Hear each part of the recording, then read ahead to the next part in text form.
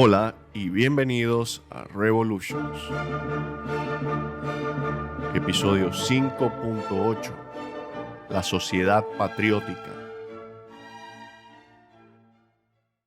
La última vez hablamos del golpe del 19 de abril de 1810 y el establecimiento de una junta independiente en Caracas dominada por los criollos. Luego terminamos en junio de 1810 con la partida de una pequeña embajada de 3 hombres a Londres para tratar de ganar el apoyo británico para la causa independentista. Pero aunque Venezuela fue la primera en aprovechar la caída de la Junta Central en la primavera de 1810, no iba a ser la única. Y 1810 resultaría ser un año trascendental en la historia de las Américas españolas, ya que se produjeron 5 rebeliones importantes, pero como cada una es igual de complicada que la otra, voy a mantener el foco en Nueva Granada, pero vamos a dar algo de contexto para las demás. La más significativa de estas rebeliones, al menos por el momento, estalló en el Río de la Plata, cuando llegaron noticias de la caída de la Junta Central a finales de mayo. En una región ya rebosante de autoestima política y militar, se desarrolló un pequeño y complicado juego que puso a todos contra todos. Criollos contra peninsulares o contra mestizos, liberales contra conservadores, el antiguo régimen virreinal contra los llamados al autogobierno, y en conjunto la llamada Revolución de Mayo culminó en Buenos Aires el 25 de mayo de 1810, con la destitución del virrey y el inicio no solo de la Guerra de Independencia Argentina, sino también de una guerra civil que se extendería por toda la región durante años. Las ciudades costeras lucharían contra el interior y Buenos Aires lucharía contra todos los demás. Este es un gran desvío y nosotros vamos a seguir derecho.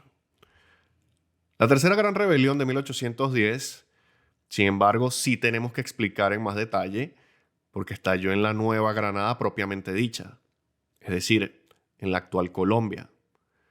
La noticia de la caída de Sevilla y de la Junta Central llegó a Cartagena en mayo de 1810 y, al igual que en Caracas y en Buenos Aires, la élite criolla local no perdió tiempo en establecer una junta local de gobierno para gobernar en nombre de Fernando sin reconocer a la regencia. Este patrón de formación de juntas siguió hasta el interior de Nueva Granada, pasando por Socorro el 9 de julio. Recordemos que Socorro fue la cuna de la rebelión de los comuneros en 1781 y luego en julio llegó a la capital virreinal Bogotá. Desde las abdicaciones de Bayona, el virrey de Bogotá había estado haciendo un relativamente buen trabajo controlando todo. Y bueno, había perdido Quito en 1809, pero con la oportuna ayuda de su homónimo en Perú, Quito fue pacificado de nuevo a finales de año. Pero a medida que pasaba el tiempo, las tensiones crecían entre los criollos de Bogotá y la gran población de peninsulares que vivían en la capital virreinal. El virrey trató de ser imparcial, pero por disposición y francamente necesidad, terminó aliándose más y más a los peninsulares en contra de la creciente asertividad de los criollos. Una vez que la noticia de la caída de la Junta Central llegó a Bogotá, la creciente asertividad de los criollos creció aún más y los acontecimientos se aceleraron. Los líderes criollos inmediatamente demandaron autonomía local y la creación de una junta. Entonces, en una movida calculada para provocar a la población, hubo un pequeño curioso incidente donde algunos de estos líderes criollos le pidieron a un comerciante peninsular, que era particularmente prejuicioso, que les prestara un jarrón para una reunión que ellos iban a tener, sabiendo muy bien que el tipo les iba a decir que no, y bueno, les dice que si lo querían, que tenían que comprarlo. O sea, ahí estalla una discusión y después de ser provocado intencionalmente por los criollos, el comerciante peninsular supuestamente se molestó tanto que rompió el jarrón en el suelo en vez de dejar que se lo llevaran. Esto fue considerado un insulto que los criollos pudieron usar para alborotar las calles Y el plan le funcionó. Con la calle ya totalmente agitada, el virrey acordó convocar una junta y todo esto tuvo lugar el 20 de julio, que hoy se celebra como el Día de la Independencia de Colombia, aunque todavía faltaría mucho para que llegaran allí. Así que la élite criolla de Bogotá, llamada a servir en esta junta, trató de, por lo menos, mantener la apariencia de autoridad virreinal, haciendo al virrey presidente de la junta. Pero como ya dije, las cosas se aceleraban y los agitadores protestaban en la calle contra el virrey, que todavía desempeñaba una prominente posición. Así que el 25 de julio, la junta dio paso a las calles y el virrey se vio obligado a dimitir. Bogotá quedaba en manos de los líderes criollos, pero la gran pregunta era si su autoridad se limitaría a la ciudad o abarcaría todo el virreinato. Intentar responder esta pregunta los llevaría a todos al centro del problema del federalismo. Ahora bien, las dos siguientes rebeliones no llegan sino hasta el tercer cuarto de 1810, así que mientras tanto volveremos con la pequeña embajada venezolana que enviamos al otro lado del Atlántico, ¿se acuerdan al final del último capítulo? Y que llegó a Londres pocos días antes de que los colombianos depusieran a su virrey. El enviado venezolano de mayor rango era Luis López Méndez, de 52 años, miembro respetado de la élite criolla y antiguo alcalde de Caracas. Le acompañaban también Andrés Bello, de 29 años, una creciente superestrella intelectual y recientemente exsecretario del ahora depuesto capitán general de Venezuela. Y por último, pero no por ello menos importante, Simón Bolívar, de 27 años, que básicamente solo estaba en el viaje porque él ponía la plata. Su misión se situaba en una zona diplomática muy gris, ya que procedían de una junta rebelde autoproclamada y no podían ser acreditados oficialmente por el gobierno británico. Pero al mismo tiempo, habían cruzado el Atlántico por cortesía de la Royal Navy. Literalmente, un barco de la Armada Británica los fue a recoger, así que tampoco es que eran personas non grata. Cuando llegaron a Londres, ninguno de los tres conocía a nadie, ninguno de los tres había estado antes en Inglaterra y ninguno ni siquiera hablaba inglés. Pero eso no importaba, porque siempre que un sudamericano llegaba a Londres, encontraba una calurosa bienvenida en la ahora famosa casa de Grafton Street, hogar de su compatriota Francisco de Miranda, exiliado desde hacía mucho tiempo, así que a Grafton Street se dirigieron.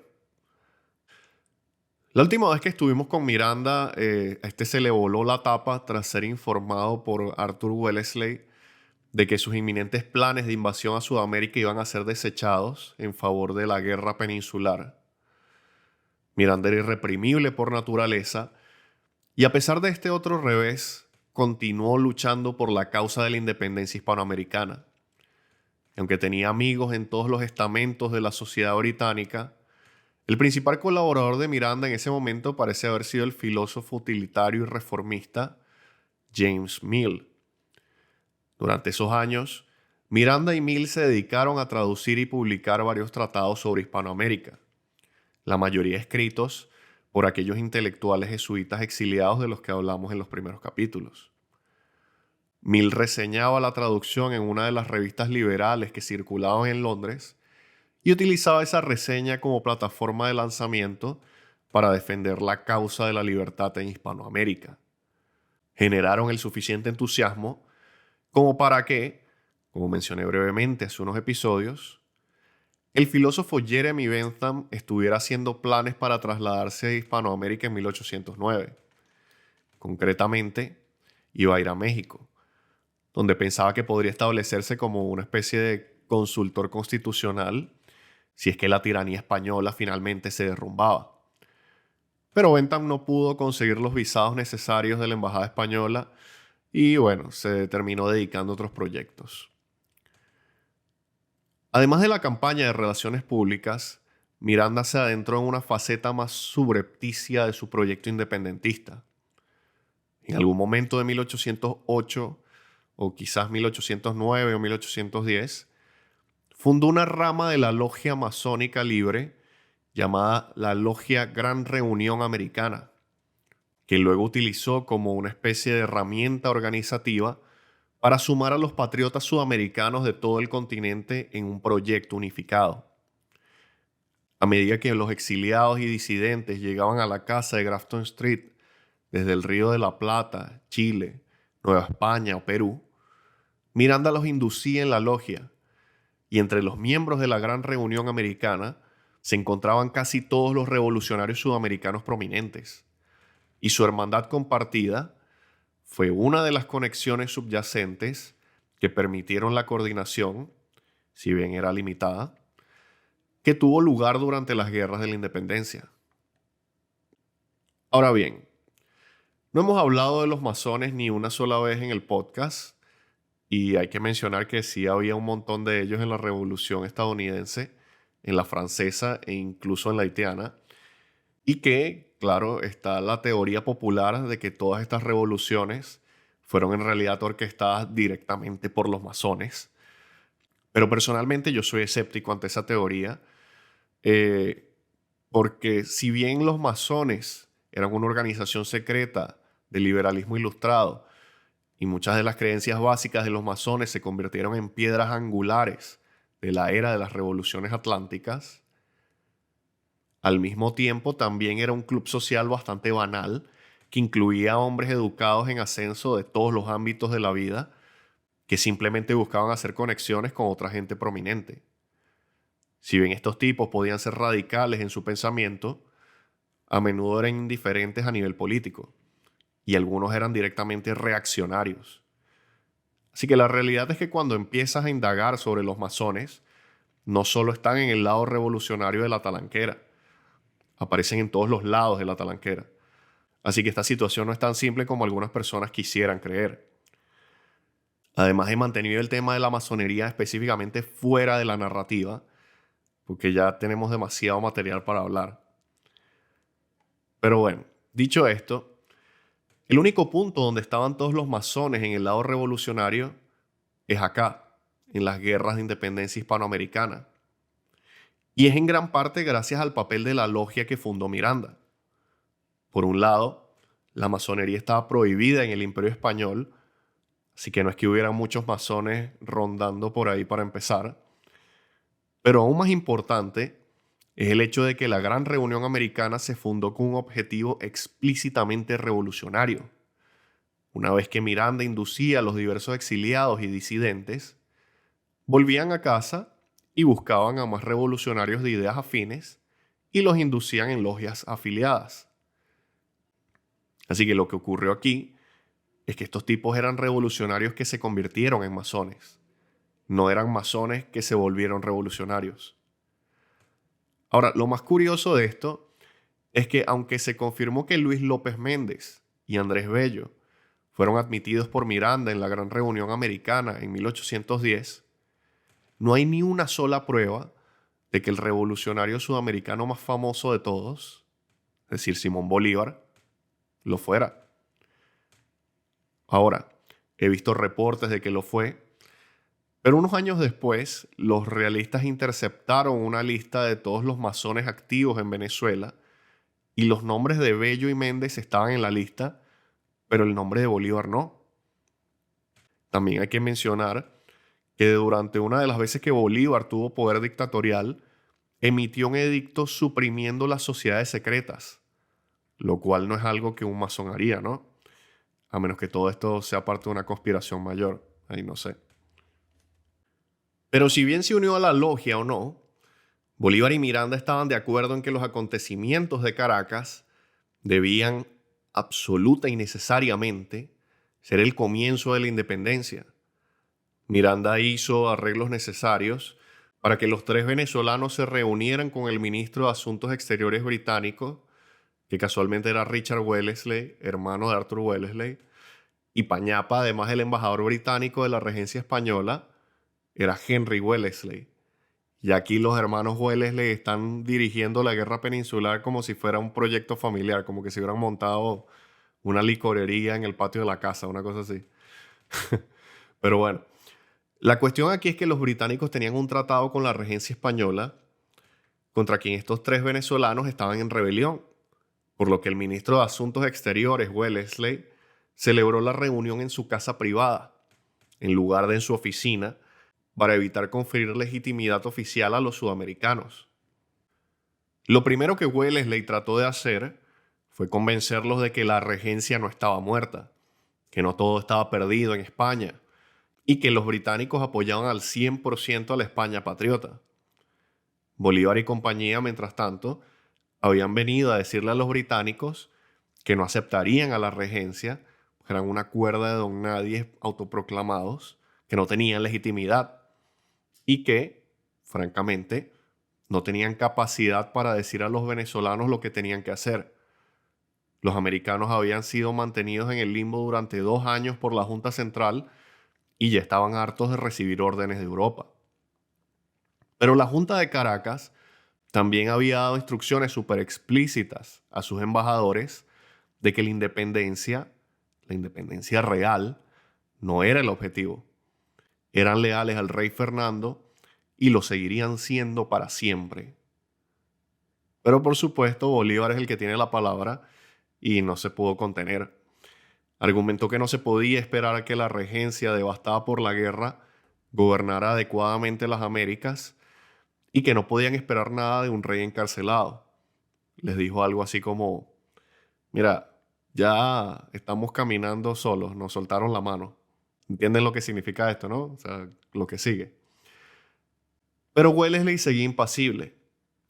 El gobierno británico era aliado de la regencia e instó a los venezolanos a reconocer a la regencia, aunque también dio a entender que los británicos seguirían siendo neutrales y aunque no apoyarían la independencia de Venezuela, tampoco era que iban a encabezar un conflicto militar para obligarlos a mantenerse en línea. Ahora, un detalle interesante aquí es que los venezolanos y los británicos en realidad tenían el mismo objetivo. Lo que la Junta de Caracas realmente quería era la capacidad de comerciar libremente con los británicos. Y lo que los británicos querían era la capacidad de comerciar libremente con los venezolanos. O mejor dicho, con toda Hispanoamérica. Pero la forma en que querían conseguirlo cada lado era opuesta. Los venezolanos querían hacerlo evitando la regencia. Y los británicos querían hacerlo a través de la regencia. Y de hecho ahora planeaban usar la amenaza de la independencia hispanoamericana como una palanca en sus negociaciones, para forzar a la regencia a aceptar las concesiones comerciales británicas. Y de hecho, durante el resto de 1810 y luego durante 1811, Henry Wellesley, el tercer hermano Wellesley, estaría en Cádiz ofreciendo mediar en el conflicto entre España y sus colonias, a cambio de los derechos comerciales británicos en las Américas. El resultado final de esta reunión fue que los británicos dejaron en claro que no ayudarían ni bloquearían a los venezolanos, mientras que Bolívar se marchó dejando claro que creía firmemente que todo se encaminaba hacia la independencia. Y aunque Wellesley felicitó a Bolívar por la pasión de sus argumentos, también observó con ironía que en la pila de papeles que los venezolanos acababan de entregarle, habían dejado accidentalmente las instrucciones privadas de no discutir la independencia. Pero un tipo que siempre estaba dispuesto a discutir la independencia era Francisco de Miranda, que estaba encantado con las noticias que llegaban de Caracas y ansioso ahora por verter en Bolívar todos sus proyectos. Y durante los 2 meses que Bolívar permaneció en Londres, él y Miranda conferenciaron constantemente. Eran prácticamente inseparables. Miranda presentó a Bolívar por todo Londres y se quedaba con él hasta tarde maquinando el proyecto de la independencia hispanoamericana, llegando incluso hasta las ideas de Miranda para mejoras de infraestructura que se podrían emprender después de la independencia para mejorar la productividad económica del país. También estaban de acuerdo en otra cosa. La unidad en la causa era esencial, siendo que o vencían juntos o perdían por separado. Miranda y Bolívar habían leído a Montesquieu y no creían que fuera práctico o siquiera posible tener toda la América española centralizada bajo un solo gobierno, pero sí grandes estados que se ajustaran aproximadamente a los límites de los 4 virreinatos. Eso les sonaba perfecto. Ahora, a medida que avancemos, veremos que los revolucionarios hispanoamericanos, dejando de lado a los conservadores reacios que se oponían a todo esto, pero estos podían dividirse en dos ejes. El eje X era monárquico-republicano, es decir, ¿quieres autonomía propia o quieres gobernar bajo el manto del soberano rey Fernando?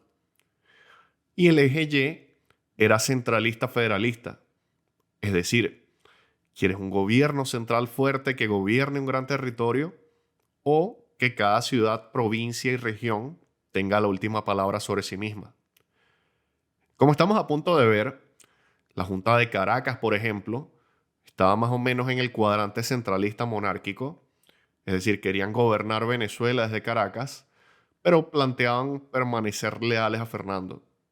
Otros tipos por ahí eran federalistas republicanos o federalistas monárquicos, pero Miranda y Bolívar son ambos centralistas republicanos. Están a favor de la independencia y de un gobierno central fuerte. Y a través de todo lo que está por venir, a través de todas las luchas y todas las negociaciones, Bolívar nunca abandonaría este cuadrante. Seguiría siendo un centralista republicano para siempre. Los enviados venezolanos continuaron reuniéndose informalmente con el ministro de Asuntos Exteriores Wellesley y sus agentes durante los meses siguientes, pero ninguna de las partes cambió su posición. Considerando que ya habían logrado su cometido, Bolívar decidió en septiembre de 1810 regresar a Venezuela. En el periodo previo a su partida, presionó mucho a Miranda para que se fuera con él, aunque Miranda estaba comprensiblemente reacio, ya que la expedición del Leander había sido un desastre. Y bueno, ya tenía 60 años, tenía esposa e hijos, y una vida respetable y cómoda en Londres. Pero Bolívar le pintó una imagen muy parecida a la que Miranda se había pintado hace mucho tiempo, de que Miranda volvería a casa, a Caracas, como un héroe libertador. Y finalmente, Bolívar logró convencer al viejo de que volviera a casa. Ahora bien, los dos hombres tenían la intención de tomar el mismo barco de regreso a Venezuela a finales de septiembre de 1810. Pero Bolívar viajaría de nuevo por cortesía de la Royal Navy y a última hora el ministro de Asuntos Exteriores Wellesley decidió que sería una provocación muy grande para la regencia que la Marina Británica transportara a Miranda de vuelta a Venezuela, ya que todo el mundo en Europa y América sabía que Miranda solo tenía una cosa en mente, que era la independencia. Así que mientras Bolívar partió de Inglaterra el 22 de septiembre, Miranda se retrasó hasta que pudo conseguir pasaje en un barco privado y no partió hasta el 3 de octubre. Andrés Bello y Luis López Méndez, mientras tanto, se quedaron en Londres. Bello se puso a trabajar en una campaña intelectual de relaciones públicas y Méndez se convertiría en el gran organizador logístico de los ejércitos patriotas de Bolívar durante la década siguiente. Y de hecho fue tan importante para la causa independentista que Bolívar diría más tarde que era en realidad a Méndez a quien todos deberíamos de llamar el libertador. Mientras Bolívar y Miranda se preparaban para partir, la cuarta y la quinta rebelión que mencioné al comienzo del episodio sacudieron la América española y lo hicieron casi simultáneamente, a pesar de que ocurrieron en lados opuestos del imperio. Inspirados por el ejemplo del Río de la Plata, la gente de Santiago convocaron un cabildo abierto el 18 de septiembre de 1810. Depusieron al gobernador local, que era un tipo muy malo, y se declararon autónomos bajo una junta independiente. Hoy en día se celebra el 18 de septiembre como el Día de la Independencia Chilena y marcaría también el comienzo de la Guerra de Independencia chilena. Pero además, muy al norte en Nueva España, la rebelión realmente grande explotó. El 16 de septiembre de 1810, el padre radical Hidalgo le dio el inicio de partida a la Guerra de Independencia de México, un turbulento conflicto en el que México se vería envuelto hasta 1821 y en el que, por supuesto, no vamos a entrar. De lo que sí quiero hablar es de otro acontecimiento clave que tuvo lugar en septiembre de 1810, la convocatoria en Cádiz de las Cortes. Como ya mencioné brevemente hace 2 episodios, desde el comienzo de la Guerra Peninsular, los británicos habían estado presionando a los patriotas españoles para que convocaran un órgano verdaderamente representativo, que gozara de mayor legitimidad política que las autoproclamadas juntas, o que la ahora autoproclamada regencia, que, como pueden ver, los americanos rechazaban. Así que justo antes de huir a Sevilla, en enero de 1810, la Junta Central acordó convocar unas Cortes Generales. Probablemente no se acuerden, pero en el episodio 5.1 hablamos brevemente de las Cortes, que funcionaban un poco como los Estados Generales franceses. Era un antiguo consejo medieval compuesto por la nobleza, el clero y los comunes. Y lo que estaba sobre la mesa ahora era la creación de unas cortes panimperiales, que se asemejarían un poco a los primeros días de la Asamblea Nacional Francesa, con representantes procedentes de todas las diversas provincias administrativas españolas y todas las provincias americanas repartidos en un solo Congreso. El llamamiento a formar parte de estas cortes sustituiría al llamamiento a formar parte de la Junta Central, lo cual estaba muy bien, porque, como ya dijimos, ninguno de los representantes americanos, excepto uno, llegó a formar parte de la Junta Central antes de que ésta se disolviera. Así que la situación en Iberia durante 1810 era lúgubre, pero había suficiente estabilidad para que la regencia pudiera seguir adelante con el plan de convocar a las Cortes. Durante el verano, los franceses habían lanzado la tercera invasión de Portugal, pero para entonces, los ingleses habían construido importantes líneas defensivas alrededor de Lisboa que detuvieron el avance francés y finalmente les obligaron a retirarse, lo que llevaría a un estancamiento general en 1811 que daría paso a una ofensiva aliada en 1812. Pero en el verano de 1810, la mayor parte de España seguía ocupada por los franceses y Cádiz acabó siendo realmente la última ciudad en pie, por lo que los refugiados patriotas llegaron al puerto de Cádiz desde toda la España ocupada. Cádiz era ahora una masa abigarrada de gente de todo el imperio, y fue de esta población disponible de donde se extrajo la primera tanda de delegados a las Cortes. El 24 de septiembre de 1810 se reunió la primera asamblea de las Cortes y en esa primera asamblea había 104 delegados, 30 de ellos nacidos en América, uno de los cuales era de hecho el tío de Simón Bolívar, Esteban, con el que había vivido de adolescente durante su primera estancia en Madrid, antes de que lo metieran preso. Ahora, lo primero que hicieron las Cortes fue declararse como base de la soberanía española y el único ente legislador español, lo que no sentó nada bien a la regencia, pero en la pequeña lucha de poder que siguió, las Cortes salieron victoriosas. Y uno a uno, cada uno de los 5 regentes fue obligado a abandonar su cargo. La antigua regencia fue reemplazada por un nuevo cuerpo de 3 hombres que estaría allí simplemente para ejecutar las leyes aprobadas por las Cortes. Así que lo primero que intentaron hacer los delegados americanos fue establecer el principio de igualdad de representación.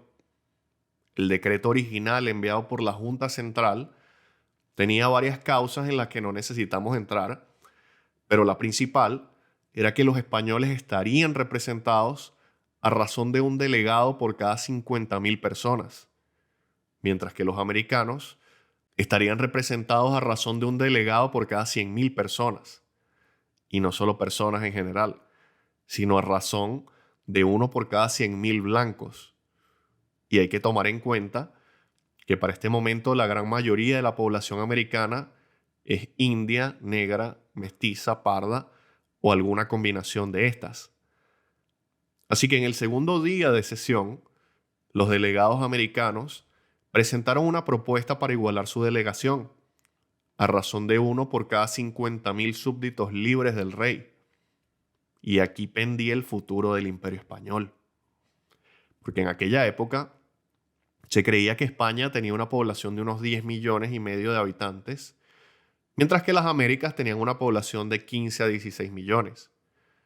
Cosa que hoy en día los historiadores consideran que estas últimas cifras probablemente estaban infladas, pero la implicación aquí era obvia. La representación igualitaria para los americanos significaba unas cortes dominadas por ellos, más nada. E incluso para los liberales peninsulares ilustrados, esto era un cambio intolerable en el equilibrio de poder. Además, los españoles tenían un contrapunto muy fuerte, que era que la población total en las Américas podría ser de 15 a 16 millones, pero todo el mundo sabía que la élite criolla sería la que decidiera quién representaría a las Américas. Así que en efecto, la igualdad de representación, entre comillas, daría a una pequeña minoría de blancos americanos, que podrían ser 2 o 3 millones, una mayoría de control de los escaños en las cortes. Siendo este un punto razonable, las dos partes llegaron a un acuerdo que tendría importantes implicaciones para el futuro y representaría un cambio radical en la concepción de lo que constituye un ciudadano dentro del Imperio Español. Después de muchas discusiones, el 15 de octubre, las dos partes acordaron una nueva formulación. Los súbditos libres que pudieran remontar ambos lados de su ascendencia a los dominios españoles serían considerados a efectos representativos, siendo estos dominios Europa o América. Esto obviamente dejaba por fuera a cualquier persona procedente de África. Por un lado, se trataba de una extensión bastante notable de los derechos políticos y civiles, no solo a los mestizos, sino también a los indios de pura sangre, todos los cuales eran ahora legalmente iguales a los más puros blancos peninsulares. Pero esto se consiguió específicamente eliminando a los negros y mestizos pardos de la ecuación. Y bien, para los tipos en las cortes todo esto parecía excelente. Los americanos obtendrían más delegados, pero al no contar a nadie con sangre africana, los peninsulares seguían teniendo la mayoría de los escaños. Pero esta nueva formulación resultó ser algo desastrosa porque, por ejemplo, en Venezuela la población india y mestiza no era especialmente grande, mientras que la población de aquellos con sangre africana sí lo era. Y como estamos a punto de ver, esos tipos en este preciso momento son en realidad los más fuertes partidarios de la regencia en Venezuela contra los republicanos centralistas como Bolívar. Y adivinen qué tan leales seguirán siendo cuando llegue la noticia a través del Atlántico de que acaban de ser excluidos del gobierno imperial. Pero bueno, antes de volver a Venezuela para la llegada de Bolívar y Miranda, hay que mencionar otra cosa que también ayudaría a hundir la legitimidad de las Cortes en las Américas. El 11 de diciembre, los delegados americanos presentaron 11 proposiciones que presentaban como los puntos principales que querían del nuevo orden. El número 1 era el reconocimiento del decreto del 15 de octubre sobre la igualdad de representación, pero el resto se reducía a varios puntos del libre comercio. No a los monopolios, importaciones y exportaciones sin restricciones, eliminación de varios impuestos, igualdad de acceso a los puestos de gobierno y a la función pública, etc. El número 11, sin embargo, recordaba el antiguo agravio americano y exigía el regreso de los jesuitas. Ahora, el problema con esta lista de propuestas de libre comercio, y de hecho uno de los problemas fatales con las Cortes en general, era que el gobierno patriótico estaba físicamente alojado en Cádiz y desde 1717 Cádiz había sido el puerto monopolista de entrada y salida para todo el comercio americano. E incluso después del decreto de libre comercio de 1776, Cádiz todavía representaba algo así como el 90% del comercio americano. Las casas mercantiles gaditanas seguían siendo increíblemente poderosas y ahora tenían al gobierno plantado justo en su ciudad. Y la presión realmente grande que los mercaderes gaditanos tenían ahora sobre las cortes era que el esfuerzo bélico patriótico dependía exclusivamente de los impuestos e ingresos de las Américas para su financiación. Y todos estos impuestos e ingresos eran manejados por los comerciantes de Cádiz. Era algo así como si fueran un departamento del tesoro, pero totalmente independiente. Así que cuando los americanos presentaron a las cortes una lista de demandas de libre comercio, los comerciantes de Cádiz estaban allí al lado susurrándole a los delegados peninsulares: y ya, de lo que queráis. Lo único que decimos es que podría haber fugas en los ingresos que necesitáis para ir a luchar contra los franceses, si nos quitan el monopolio de las Américas. Y se pueden imaginar, bueno, quién ganó esta discusión. Y así, aunque las cortes esperaban que su nuevo gobierno desradicalizara a los rebeldes americanos, sus fantasías liberales idealistas nunca se materializaron en la vida real. Y la realidad terminó siendo mucho más importante para los americanos que esta fantasía. Volviendo a Venezuela, Simón Bolívar regresó a Caracas el 5 de diciembre, pocos días antes de que los delegados americanos presentaran las 11 proposiciones. Miró a su alrededor, evaluó lo que había ocurrido en los 6 meses que había estado ausente y no le gustó lo que vio. La Junta de Caracas había dado un giro decididamente conservador y ahora era incluso más monárquica que cuando él se había marchado. Mientras tanto, los esfuerzos por poner a las demás ciudades venezolanas bajo la dirección de la Junta de Caracas habían fracasado en su mayor parte ante la resistencia federalista. Las otras ciudades principales de la provincia, como Maracaibo, Valencia y Coro, habían formado sus propias juntas, pero ninguna quería obedecer a los caraqueños. Es decir, porque ellos sí se pueden gobernar y nosotros no. Así que Bolívar es un republicano centralista que se encuentra rodeado de monárquicos por un lado, de federalistas por otro, o, horror de los horrores, de una combinación de ambos. Todo esto por no hablar de la gran población negra y parda de la que acabo de hablar, que inundaba las calles de Caracas. Ellos estaban convencidos de que cualquier separación de España les dejaría a merced de los prejuicios raciales criollos, quienes ahora no tenían contrapeso, y las cosas para ellos empeorarían más que nunca. Porque recordemos que en los últimos días de las reformas borbónicas, los funcionarios peninsulares que llegaban estaban imponiendo trabas al sistema de castas raciales, trabas a las que se habían opuesto los criollos, que ahora controlaban las juntas, que decían que ya no recibían órdenes de los funcionarios peninsulares. La Junta de Caracas, sin embargo, había hecho varias cosas que Bolívar aprobaba. No perdieron tiempo, por ejemplo, en promulgar el ya habitual paquete de reformas blancas. Abolieron todos los derechos de exportación, acabaron con el odiado impuesto sobre las ventas, declararon el comercio libre y abierto con todas las demás naciones y se fueron comprometiendo con el autogobierno, aunque bajo la soberanía del rey Fernando. Y también sustituyeron a la audiencia, que estaba dominada por los peninsulares, la mayoría de cuyos miembros ya habían huido, por el Tribunal Superior, dominado por criollos. También pidieron la convocatoria de un Congreso Provincial que se reuniría en Caracas, utilizando una versión de la antigua distinción entre ciudadanos activos y pasivos, similar a la de la Revolución Francesa. De modo que los hacendados podrían votar y estar representados, mientras que los pobres sin tierra no. Pero fueron un poco más lejos, e incluso de lo que hemos visto hasta ahora, excepto por la pequeña Revolución de la Paz en 1809, La Junta de Caracas votó para acabar con el poco trabajo forzado indígena que aún existía en Venezuela y luego abolieron el tributo especial indígena que los indios habían sido obligados a pagar por años.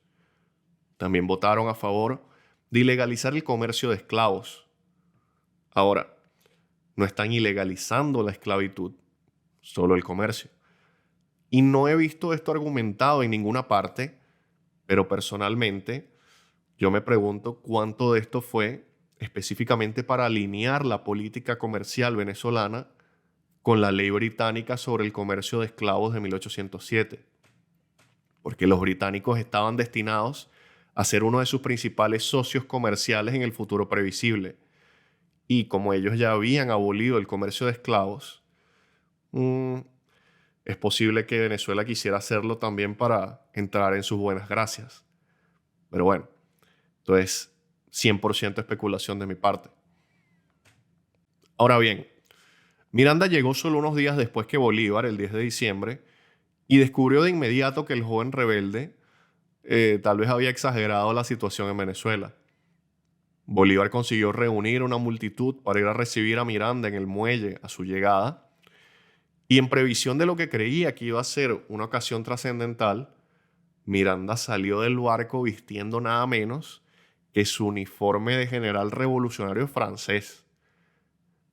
Pero pronto quedó claro lo artificial que era realmente esta bienvenida.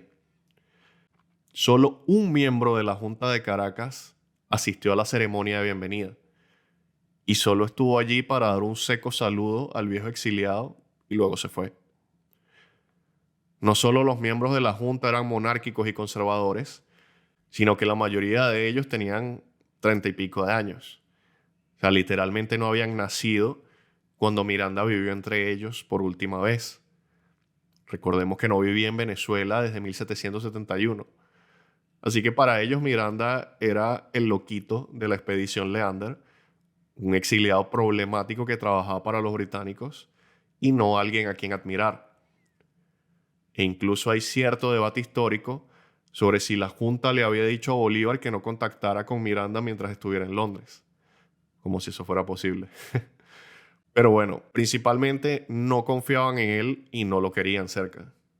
Así que Miranda se alojó con Bolívar hasta que consiguió un lugar propio para vivir, y aunque la Junta no sabía qué hacer con él y les caía mal, él tenía algunos amigos que había mantenido por correspondencia en sus años en el exilio, y como acabamos de mencionar, probablemente algunos compañeros masones. Así que la Junta lo nombró teniente general de la milicia con sueldo y privilegios acordes. Pero esto fue más una decepción que otra cosa, porque claramente a Miranda le habían hecho creer, o él mismo se había hecho creer, que sería nombrado comandante en jefe supremo del Ejército Patriota Venezolano. Porque hay que decirlo, que es que literalmente no había nadie en Venezuela con un historial de guerra más largo y distinguido que él. Con las elecciones al próximo Congreso en marcha y la Junta tratando de mantener a los republicanos más radicales a distancia, Miranda y Bolívar se dispusieron entonces a librar algo que nadie en Caracas había visto antes: una verdadera campaña política. Miranda ya estaba fogueado con las campañas electorales británicas y como nadie más tenía idea de cómo se manejaban unas elecciones, él, Bolívar y sus aliados prácticamente andaban sin competencia. Lo primero que hicieron, y esto es genial y por eso es que es el título del episodio, fue que consiguieron una pequeña organización comercial llamada la Sociedad Patriótica de Agricultura y Ganadería. Probablemente debía ser un grupo de ganaderos que buscaban asegurarse de que la Junta incluyera sus intereses en todas las reformas económicas que estaban aprobando. Bolívar, Miranda y un pequeño grupo de aliados entraron un día en la Sociedad Patriótica, se inscribieron como miembros y se apoderaron de ella, convirtiéndola en un partido para el avance de su agenda más radical. Porque recuerden, niños, a veces es más fácil adueñarse de una organización existente que tratar de iniciar una nueva desde cero. Desde su base en la Sociedad Patriótica, se hicieron con el control de un periódico y empezaron a publicar editoriales y panfletos y a enviar a Miranda a dar discursos. Miranda era absolutamente carismático, pero lo más importante es que podía hablar con elocuencia a un público mayoritariamente mestizo sobre la humillación que había sufrido su propia familia a manos de los arrogantes criollos, solo porque los Miranda eran de las Islas Canarias. Miranda consiguió hacerse con un puesto en el nuevo Congreso como diputado por la localidad de El Pao, y entonces llegó el momento cúspide. La Sociedad Patriótica se hizo con el control de la Gaceta de Caracas, que era el periódico de la capital, y lo utilizó para publicar más editoriales independentistas, que ahora tenían una especie de sello oficial de aprobación. Los criollos más conservadores simplemente no podían seguirle el ritmo a esta campaña organizada de relaciones públicas, que la verdad nunca se habían encontrado antes. El 2 de marzo de 1811, el Congreso se reunió finalmente con 31 miembros de 7 provincias limítrofes, pero gran parte de toda Venezuela seguía sin representar, ya que muchas ciudades también querían mandarse a sí mismas. El Congreso procedió a tratar de crear las bases para un gobierno autónomo y la aplicación permanente de sus reformas liberales. Pero a finales de junio de 1811, un escándalo sacudió el Congreso y, de repente, la cuestión por la que Miranda y Bolívar habían estado trabajando y por la que habían movilizado a la opinión pública estaba a la mano. Resultó que uno de los congresistas era un infiltrado, que era realmente un agente leal a la regencia de España. A finales de junio, guardó unos documentos confidenciales del Departamento de Guerra de Venezuela y se largó. El 1 de julio, uno de los diputados se levantó y dijo: "Bueno, tenemos que decidir de una vez por todas la cuestión de la soberanía política. ¿Vamos a vivir para siempre bajo el dominio español de los peninsulares o no?". La Sociedad Patriótica se puso de entonces en acción, promoviendo una fuerte algarabía en las calles de Caracas a favor de declarar la independencia total. Y en la noche del 4 de julio, fecha propicia, que no pasó desapercibida para quienes conocían la historia de los Estados Unidos, Bolívar encabezó un gran jolgorio de discursos dentro de la Sociedad Patriótica a favor de la independencia. Luego, el 5 de julio de 1811, se reunió el Congreso y escucharon cómo Miranda leía despachos de guerra de España. La guerra ahora comenzaba a ir a favor de los españoles y los británicos. Y en el calor del momento, esto generó algo de miedo en sus corazones en lugar de alegría. Porque una vez expulsados los franceses y reconsolidada España, era inevitable que el antiguo régimen intentara volver y deshacer todo lo que habían hecho en el último año. Tanto si se era monárquico como republicano, era obvio que mantener el autogobierno significaba actuar ahora antes de que fuera demasiado tarde. Con un solo voto en contra, el Congreso votó a favor de declarar la independencia. Y ahí nació la Primera República de Venezuela. La próxima vez cubriremos el primer año de la Primera República en toda su innoble gloria. Y cuando volvamos, veremos que las cosas no fueron para nada bien a la causa patriótica, porque la declaración de independencia pudo haber parecido la culminación de algo, pero resultó que era apenas un falso comienzo.